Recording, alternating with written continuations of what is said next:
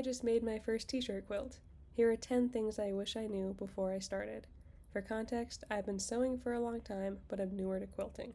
This quilt was made from start to finish on a standard domestic sewing machine using an all-purpose sewing foot.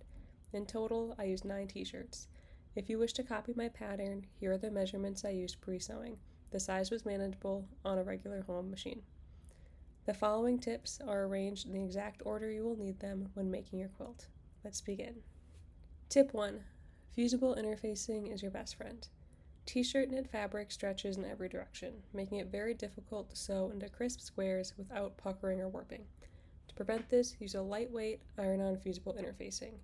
I cut my t-shirts in half along the seams first, iron the interfacing to the back of the graphics, and then cut out my final panel size. Just be sure to follow the instructions for your specific brand of interfacing.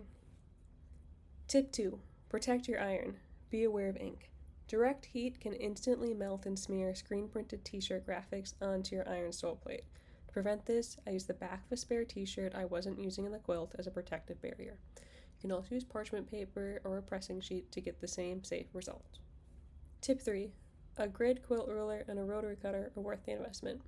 A large acrylic grid ruler and a rotary cutter make cutting identical quilt pieces so much easier than using scissors. They allow you to center the graphic perfectly and cut exact dimensions in one swipe.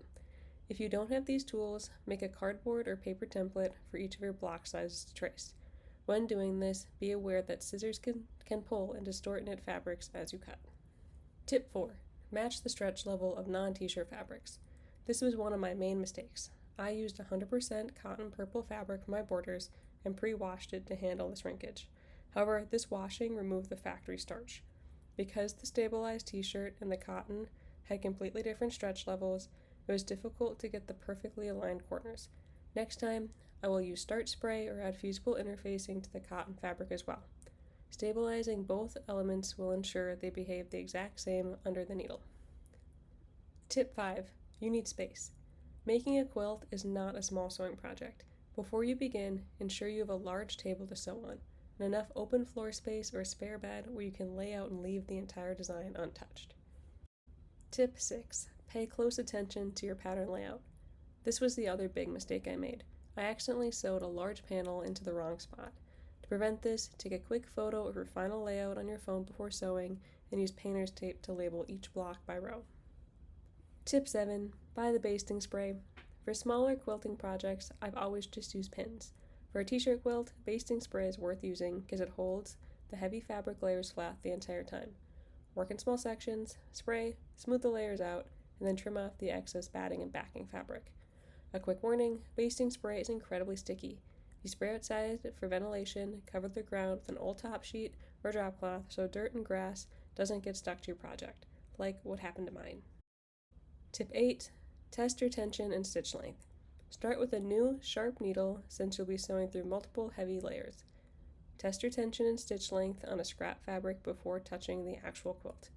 Keep in mind that the areas with thick graphic ink will increase needle resistance. Slow your sewing pace way down when crossing over these heavy graphics. Tip 9. Zigzag the edges before applying bias tape. I found this quick prep step to be worth it. By zigzagging or serging around the raw edge of the entire quilt, you lock in the top, batting, and backing. This makes sewing the final binding on much smoother. Tip 10. For your first quilt, just buy the pre-made bias tape.